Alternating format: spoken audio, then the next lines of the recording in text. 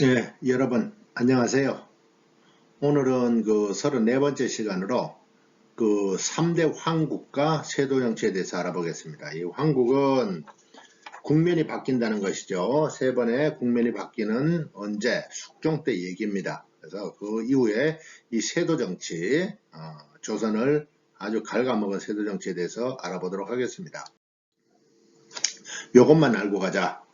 황국과 세도 정치에서 중요한 것은 숙종이 세 번에 걸쳐서 황국을 실시를 했다. 그래서 붕당이 더욱 심해지는데 아주 기름을 끼얹었다. 이렇게 보시면 되고요. 그 다음에 당쟁이 최종적으로 소멸되는 게 아니고 이것이 한 단계 더 나아가서 세도 정치로 변질이 되어갔다. 이렇게 여러분들이 머리에 넣고 들어가면 진도를 나가면 되겠습니다. 숙종의 3대 황국은 이제 경신황국, 기사황국, 갑술황국을 얘기합니다. 그래서 경기갑 이렇게 보시면 돼요. 그래서 경신황국은 그 당시 영의정인 허적의 용봉철 사건이 터져요. 용봉철 사건은 뭔가 하면 허적의 아버지가 시호를 봤는데 그날 비가 와가지고 기름 먹인 종이 용봉차일 그 왕실에서 쓰는 그거를 숙종이 거기 저 허적의 집에 갖다 줘라 했는데 그 보고가 벌써 가져갔는데요. 그랬더니 숙종이 이제 자기한테 허락도 안 받고 가져갔다고 해서 또 열받습니다. 그래서 그 남인들 허적이 남인이거든요. 그러니까 남인을 해쳐가고 서인으로 확 바꿔버립니다. 그래서 거기에다가 얼마 안 있어서 터진 허적의 서자인 허견이 그 역모를 깨했다는 그 보고가 올라와요. 그래서 그 남인들을 이 건으로 해서 왕창 몰아내는 거 그것을 경신황국이라고 합니다.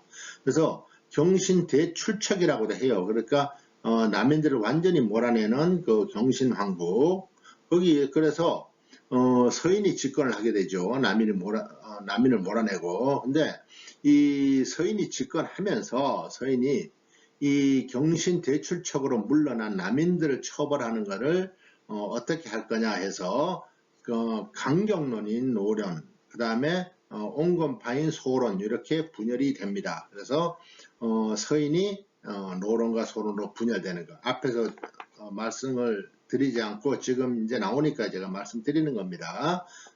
그렇게 해서 이제 서인이 집권을 했는데 기사왕국이 터집니다. 기사왕국은 숙종의 비 중에서 여러분들 여기 희빈장씨 장희빈 여러분들 잘 많이 들어보셨죠. 희빈장씨가 아들을 낳죠. 그래서 희빈장씨 아들을 원자로 책봉을 하느냐 하는 것입니다. 그래서 정교에서 물러난 남인들이 이 희빈장씨와 접촉을 해요. 그렇게 해서 원자 책봉하는 걸로 해서 희빈장씨가 숙종을 마음을 흔들어서 기존에 왕후로 있었던 인현왕후를 폐위시키고 자기가 왕후가 되죠. 왕후까지 오릅니다. 장희빈은. 그래서 희빈장씨가 이제 오르고 그러다 보니 희빈장씨가 인현왕후를 폐위시키고 그쪽으로 오르다 보니까 남인들이 득세를 하게 됩니다. 그래서 근데 희빈장씨가 투기도 심하고 좀 못됐죠. 그죠? 네, 그래서 그 숙종이 희빈장씨가 속된 말로 좀 싸가지가 없어. 저걸 어떻게 쫓아낼까 고민하고 있는 와중에 그 서인들이 인현왕후 이제 그 복귀 운동을 벌입니다. 복귀 운동을 벌이는데 인현왕후 복귀 운동을 벌이는데 그걸 취조하는 과정에서 숙종이 오히려 그 사람들의 동조를 해요. 인현왕후 복위 문제. 그래서 인현왕후를 복위시킵니다. 인현왕후를 복위시키면서 다시 남인들이 대거 또 물러가고 서인이 집권을 하게 돼요. 이것을 3대 황국이라고 그럽니다. 그러니까 숙종의 변덕이라고 봐야죠. 변덕 같아요. 보면. 그러니까 서인이 남인이 집권했다 서인으로 갔다 다시 남인으로 갔다가 다시 서인이 들어오는 그런 상태를 황국이라고 그러는 거죠. 그러니까 3번에 걸친 황국이 일어났다 이렇게 보시면 되겠습니다. 자, 이렇게 해서 지금 동인, 서인, 그 다음에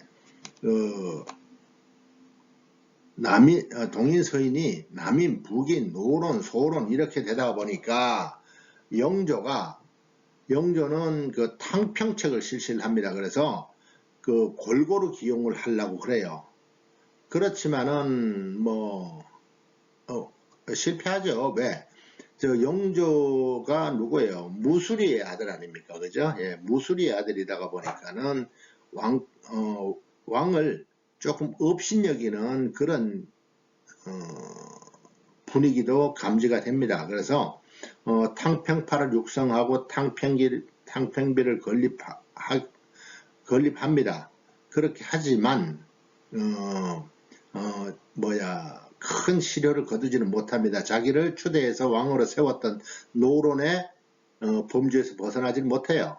그래서 균역법을 실시해서 군 면제할 때는 어떻게 돼야 돼요? 군대를 안 가려면은 군포를 내야 된다고 그랬죠. 그 두 포를 한 필로 이제 감경을 하는, 그러니까 역에 대한 거죠. 그래서 여기에 이제 부족한 거를 선무군관이라고 해서 선무군관이라는 직위를 내려주는데 명예직이죠. 아무것도 없어요.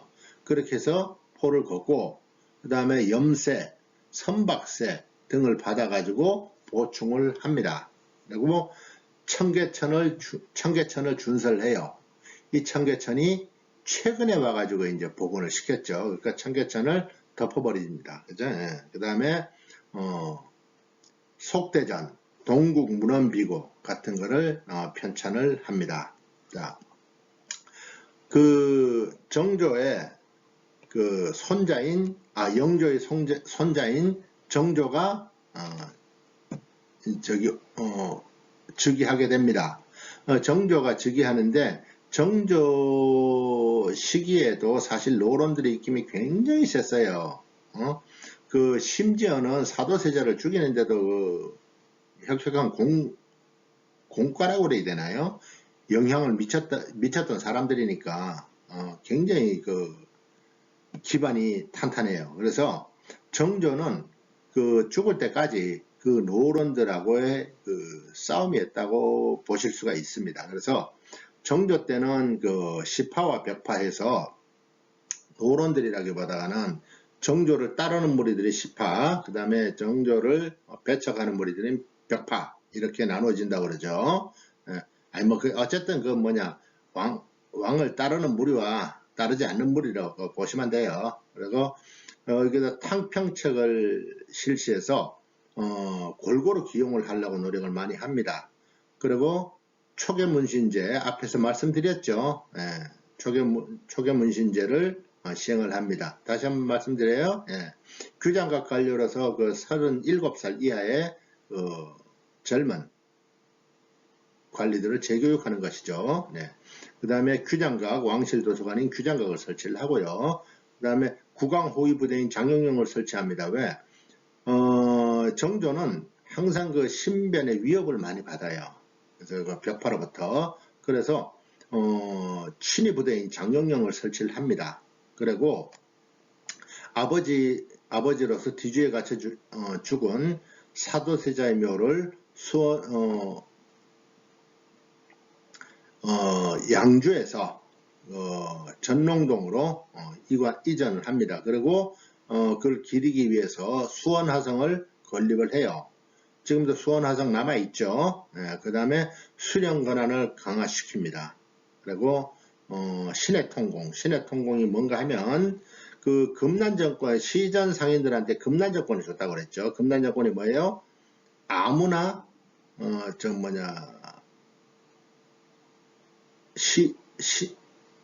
뭐라 그럽니까? 아무나 그냥